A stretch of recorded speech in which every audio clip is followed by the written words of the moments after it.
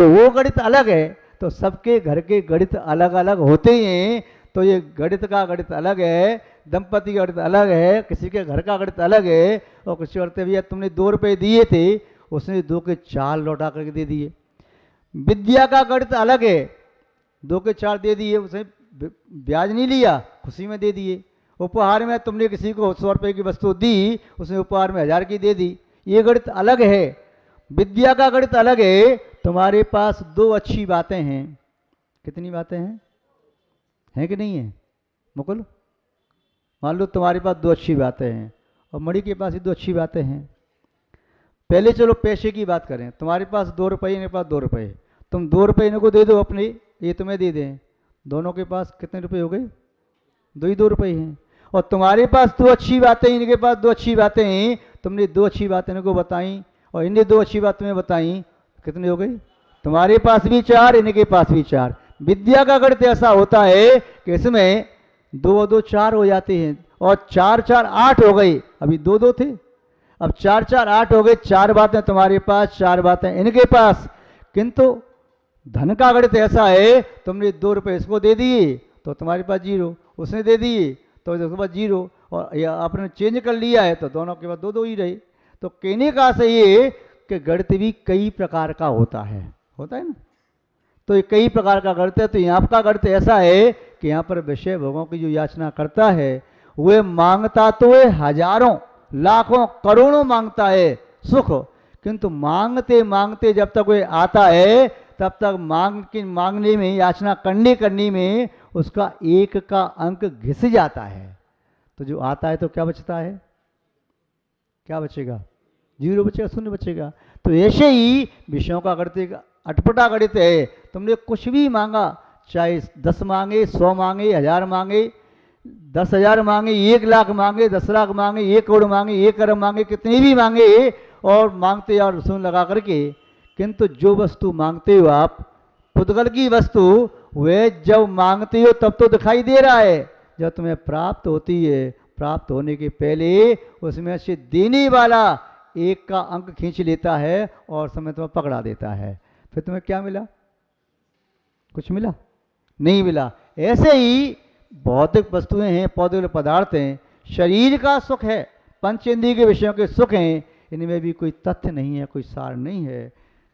कामम क शिवते शुद्धि, ऐसा कौन सा बुद्धिमान होगा जो भगवान के सामने प्रार्थना करके वीतरागी देव से वीतरागता की भावना न रखे, ये कहे कि मेरी जल्दी से शादी हो जाए, नहीं तो क्या मांगता है?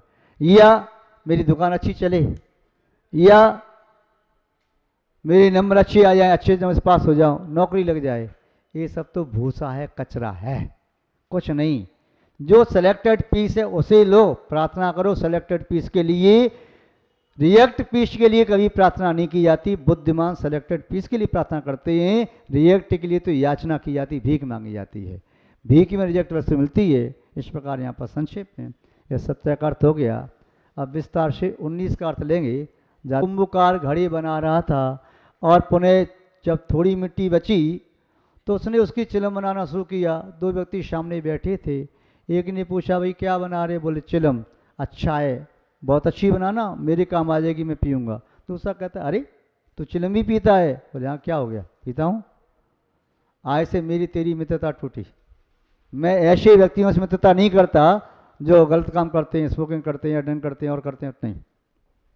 तभी संयोग की बात, वहाँ से मुनि महाराज का जुलूस निकला, अगवानी धूमधाम से हो रही, बैंडबाजी आवाज़ सुनी, तीनों खड़े हो गए, देखने लगे क्या बात है, कौन जा रहा है? अरे मुनि महाराज आगे जा रहे हैं, झंडा भी चल रहा है और सब लोग अगवानी कर रहे हैं। वह कुंभकार बैठा, चाक पर मिट्टी रखी थी, थप्पी मारी, मिट्टी को मिटाया और मिट्टी का उसे एक कलश बनाया, छोटा सा कलश। उसे पूछा, भाई क्या हुआ, अभी तुम चिलम बना रहे थे, अब?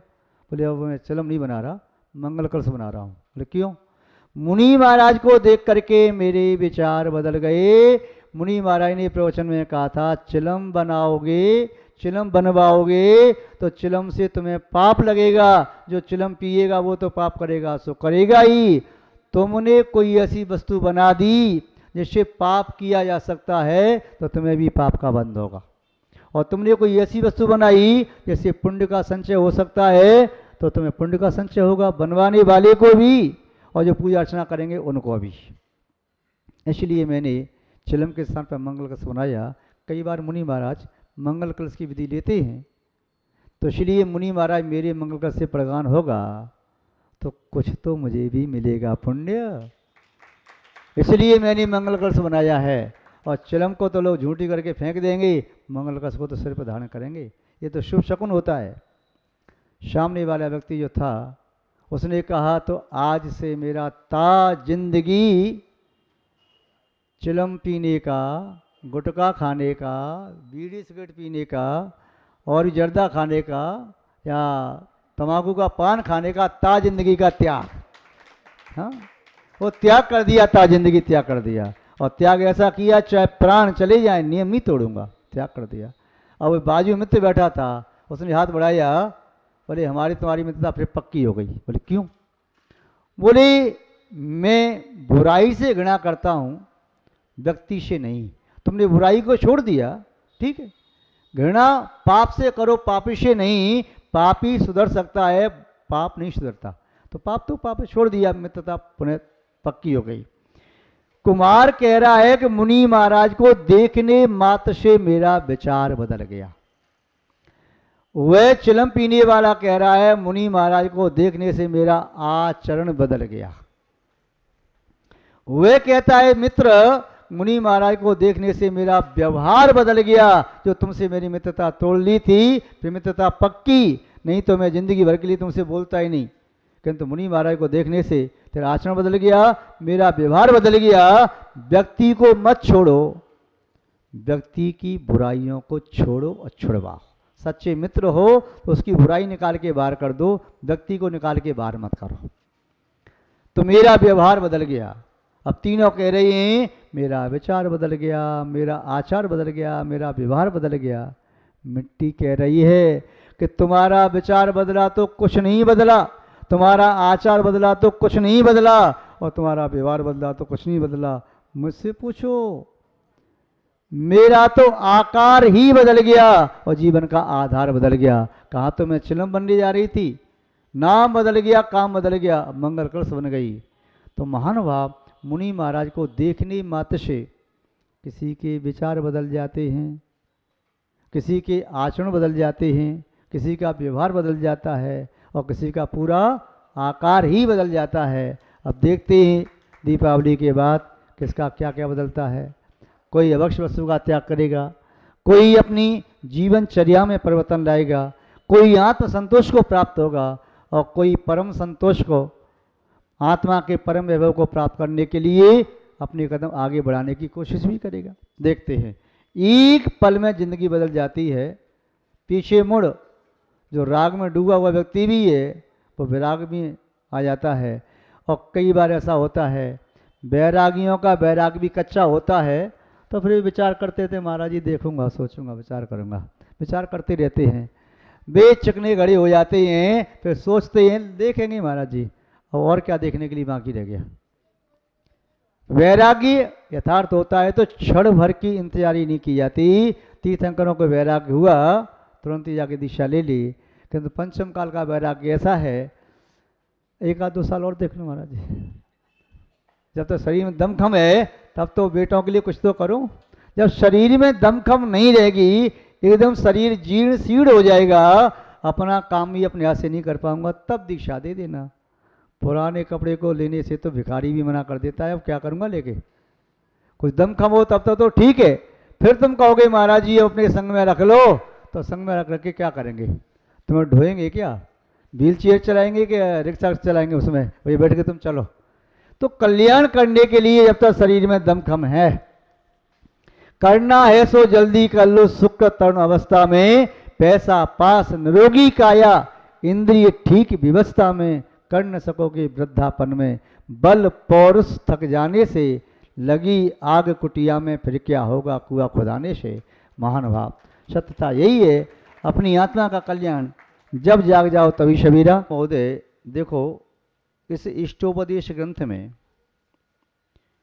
एकदम सरल श्लोकों के माध्यम से आपके जीवन में जो कुछ घटित हो रहा है उस संबंध में आपको समझा रहे हैं कि जो कुछ आप कर रहे हो अच्छा कर रहे या बुरा कर रहे, बुरा है तो बुरा क्यों है, दूसरा अच्छा है तो अच्छा क्यों है, आपको क्या करना चाहिए क्या नहीं करना चाहिए, जो करना चाहिए तो वो क्यों करना चाहिए, जो काम नहीं करना चाहिए तो क्यों नहीं करना चाहिए, आप जहाँ पर हैं वह स्थान क्या है कैसा है।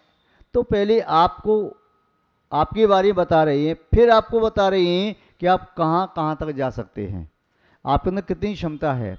जैसे कोई अध्यापक किसी छोटे विद्यार्थी को कहे बेटा अभी तुम पढ़ रही हो, तुम देखो चाहो तो पढ़ कर के जज भी बन सकते, मजिस्ट्रेट बन सकते, चाहो तो बैरिस्टर बन सकते, एडवोकेट, चाहो तो आप डॉक्टर बन सकते, इंजीनियर बन सकते, चाहो तो कोई समाज का लीडिंग करने के लिए लीडरशिप भी ले सकते आप लीडर बन सकते, चाहो तो आप एक साधक भी बन सकते हैं। तो कई संभावना उसे बता देता है। तो जिस जीव की जैसी नियति होती है उस प्रकार उसके संस्कार जागृत होते हैं। अरे वाह मैं ऐसा बन सकता हूँ तो मैं तो ऐसा ही बनूंगा। तो जिसके जीव के जैसे पूर्व के संस्कार होते हैं और वर्तमान के परिणामों से, वर्तमान के दृश्य से, वर्तमान के निमित्तों से उसके जो पूर्व के संस्कार जागृत होते हैं तो व्यक्ति उसी लाइन को पकड़ लेता है। ये कहता है मैं तो किसान बनूंगा, ये कहता है मैं तो व्यापारी बनूंगा, एक कहता मैं तो कोई फैक्ट्री लगाऊंगा। बरेली से 2 बालक आते हैं हमारे पास दर्शन करने के लिए, उसके माता पिता भी आते हैं, पर पूरा मामा वगैरह परिवार आता है। और छोटा सा बालक है तब से, अब तो 8-10 साल का हो गया, जब 3-4 साल का था तब से ही उसके मन में एक ही भावना पैदा होती है, बोले पापा ये रेलगाड़ी चल रही है ना, ये रेलगाड़ी मैंने बनाई है, अब आगे से अच्छी और बनाऊंगा मैं रेलगाड़ी, ये पहले मैंने बनाई था मैं और अच्छी बनाऊंगा, ये ऐसे इंजन बनाएगा। अभी भी डिग्गा लगा करके कपड़े कागज़ के बना करके ऐसे तो वो चलाता है, घर में उसका वही खेल है। संभव है उसके पूर्वों के संस्कार ट्रेन बनाने की रही हूँ, इसलिए और कोई मन में नहीं आता। एक छोटा बालक आया, वो कहता है महाराज जी मैं भैया बेटा तुम बड़े होकर क्या बनोगे, मैं तो पायलट बनूंगा। मैं क्यों, मैं तो पायलट ही बनूंगा, मुझे उसको अच्छा लगता है, मुझे अच्छा लगता है, उड़ता जाए तो अच्छा लगता है, मैं देखता हूँ बस वही बनूंगा मैं। तो उसके पूर्व संस्कार हो सकते हैं। एक 5 वर्ष का बालक, किसी ने बताया कब व्हाट्सएप पे या किस पे पढ़ा था, वह शुरू से ही बचपन से ही उसका क्रिया कुछ ऐसी रही कि हवाई जहाज के संबंध में 5 वर्ष का हुआ थोड़ा बोलने लगा, तो कहने लगा मुझे वहाँ ले चलो हवाई जहाज के पास। अंदर के जो पार्ट होते हैं, ये हवाई जहाज बनता है इसमें 5 लाख पार्ट होते हैं। कितने पार्ट होते हैं, सबको असेंबल करके तो बन पाता है। और नई नई टेक्नोलॉजी है उसको असेंबल करने के लिए। तो एक महाराष्ट्र में व्यक्ति हैं जैन समाज के, आचार्य विद्यानंद महाराज के परम भक्त थे पहले से, तो उनकी फैक्ट्री में कुछ पार्ट बनते थे, तो बताया महाराज जी ने देखा भी था वहाँ पर, बोले 5 लाख पार्ट उसमें असेंबल किए जाते हैं। उस बालक ने कहा मुझे ले चलो वहाँ पर, तो उसने इंजन को खुलवाया, कहता है कि इसको खुलवा के और देखो अंदर, बोले इसमें ये चीज़ होती है ना, इसके स्थान पर अब दूसरी चीज़ का प्रयोग करना शुरू कर दो। इंजीनियर ने देख करके आश्चर्य किया, बोले इसके बारे में पूरी जानकारी हमको भी नहीं, इस छोटे बालक को क्यों, बोले मैंने पहले इसको बनाया है, अब मुझे ये अंदर से आ रहा है कि इसके स्थान पर ये वस्तु प्रयोग करें, या जो आपकी क्या कहते हैं पैकिंग के लिए वो बोलते हैं ना कहना बीच में वो है, अरे क्या बोलते हैं, जैसे 2 चीज़ को पैकिंग करते हैं रबड़ की वो लगाते हैं, और जो भी लगाते हैं या प्लेट वगैरह लगाते हैं सेट करने के लिए, तो जो भी लगाते हैं उसने कहा ये अब ज़्यादा चलती नहीं है, कट जाती है, इसलिए इसके स्थान पर अब इसका प्रयोग करना शुरू करना चाहिए। मैंने पहले भूल की तो पहले प्रयोग नहीं किया, अभिषेक करना चाहिए लोगों को। इंजीनियर को बड़े बड़े इंजीनियर जो वर्तमान काल में काम कर रहे थे उन्हें लगा वास्तव में ये कट तो जाती है, और हमने इस पर ध्यान नहीं दिया, इस बालक ने ध्यान दिया। तो बालक के पूर्व के संस्कार होने से उसने कहा मैं आगे इससे नई टेक्नोलॉजी और लाऊंगा। तो 5 वर्ष का बालक, तो पूर्व संस्कार भी काम करते हैं। तो व्यक्ति जो कुछ भी बनना चाहिए बन सकता है। तो आचार्य पूज्यपाद स्वामी ने उनको सब संभावनाएं दे दी कि तुम अभी यहाँ पर खड़े हो, अब बताओ कहाँ जाना चाहते हो, एवरेस्ट की चोटी जाना चाहते हो कि समुद्र तल में पानी के नीचे जाना चाहते हो। किसी जबलपुर के पास वर्गी डैम है, उसमें लगभग 70-80 फीट पानी, और नीचे जो टर्बाइन लगा है जहाँ विद्युत बन रही इलेक्ट्रिक। तो हम लोग वहाँ से बिहार करके आ रहे थे, तो वहाँ पर कोई एक इंजीनियर थे, जैन समाज के थे, तो ले गए महाराज जी आप इसको देखो। नहीं भैया हमारे काम की चीज़ नहीं है। बोले नहीं महाराज जी, कुछ नई चीज़ें भी आपके मस्तिष्क में आना चाहिए समझाने के लिए। तो 70 फीट पानी के नीचे, ऊपर 70 फीट पानी, उसके नीचे हमें लेकर के गए। वहाँ पर उनके ऑफिस वगैरह बने थे, बड़ा सेट था। तो उन्होंने सब दिखाया कि इस प्रकार से पानी की मोटी धारा, लगभग 18-20 फीट का मोटा वो पाइप ऐसे धारा आती है, टरबाइन यूँ घूमता है, फिर इलेक्ट्रिसिटी वहाँ से जनरेट होती है। तो बात क्या है कि कई प्रकार की चीज़ें देखने से हो सकता है कि मतलब चलो पूर्व के संस्कार नहीं, यदि किसी व्यक्ति को पूर्व के संस्कार होते तो वो कहता नहीं इसमें ऐसा नहीं, ऐसा संशोधन करना चाहिए। कोई चीज़ देखता है, कोई किसान है, किसान का बेटा होगा, नहीं नहीं अब ये खेत में ऐसे नहीं, ये फसल ऐसे करना चाहिए। व्यापारी है, व्यापार ऐसा नहीं ऐसा करना चाहिए। उद्योगपति है, उसका कोई पूर्व संस्कार रहा हो तो नहीं ऐसा नहीं ऐसा करना चाहिए। तो आचार्य पूज्यपाद स्वामी कह रहे हैं तो संसारी प्राणियों कौन कौन गति से कहाँ कहाँ से आई हो। तो पहले तो उन्होंने कहा कि हम अपनी बात कह रहे हैं, तो सबसे पहले परमात्मा को नमस्कार कर लिया। उसके बाद उन्होंने कहा कि योग्य निमित्त जैसे मिल जाते हैं और उपादान शक्ति जैसी तुम्हारी आत्मा में है, वैसे निमित्त मिलते चले जाएँ तो व्यक्ति बहुत आगे बढ़ जाता है। कई बार देखो गरीब बालक भी आते हैं, कहते हैं महाराज जी हमारी पढ़ने की बहुत तीव्र भावना है। 2-4 बालक संस्था पढ़ाती रहती हैं, कोई व्यक्तिगत भी पढ़ाता है, पढ़ने की तीव्र भावना है, किंतु उपादान शक्ति पढ़ने की मेरे अंदर है, किंतु निमित्त नहीं मिल रहे जो मेरी पढ़ाई का भार वहन कर सके। यदि कोई निमित्त मिल जाए, महाराज जी मैं आपको वचन देता हूँ, मैं वास्तव में खूब पढ़ाई करके बताऊँगा, मैं अच्छी पोस्ट को प्राप्त कर लूँगा। तो उसको उपादान तो है पर निमित्त नहीं। और एक व्यक्ति है जिसके परिवार वाले कहते हैं बेटा पढ़ ले, बेटा पढ़ ले, यहाँ पढ़, बाहर जाके पढ़, महीने भर का खर्चा तेरा 10,000, 20,000, 50,000, 1 लाख भी है, हम करेंगे, कोई बात नहीं, तू अकेला बेटा है, पढ़ ले बेटा पढ़ ले। तो मेरा मन ही नहीं लगता पढ़ने में, तो उसकी पढ़ने की सामर्थ्य नहीं है, निमित्त में पढ़ाने वाले हैं। किंतु जहाँ दोनों चीज़ें मिल जाएं, निमित्त और उसकी पढ़ने की इच्छा भी हो और पढ़ाने वाले भी हों, तो फिर वह आगे बढ़ जाता है। आचार्य महाराज कह रहे हैं योग्योपादान योगिन, योग्य उपादान और निमित्त के माध्यम से, जैसे कनक पाषाण में से सोना निकाल लिया जाता है और कनक पाषाण का वह जल जाता है अग्नि में, ऐसे ही हमारी इस शरीर में आत्मा है। यदि योग्य निमित्त हमें मिल जाएं और हमारी आत्मा यदि भव्य है, अभव्य तब तो कोई बात ही नहीं है। यदि भव्य आत्मा है तो देवशास्त्र गुरु के निमित्त से उनके सानिध्य में पहुँच करके धर्म के 2 शब्द भी सुने तो हमारी आत्मा जागृत हो जाती है। और हमारी होनार अच्छी है तो उनके शब्द हमारे कान तक पहुँचेंगे, असर दिखाएंगे। नींबू के रस की 1 बूंद भी दूध में चली जाती है, अपना असर दिखा देती है। तो अंदर जाना चाहिए साबुत नींबू नहीं, नींबू रस की बूंद। यदि पूरा शास्त्र आप अपनी जेब में रख लो तो उससे काम नहीं चलेगा। इसकी रस की बूंद और अंदर चली जाना चाहिए।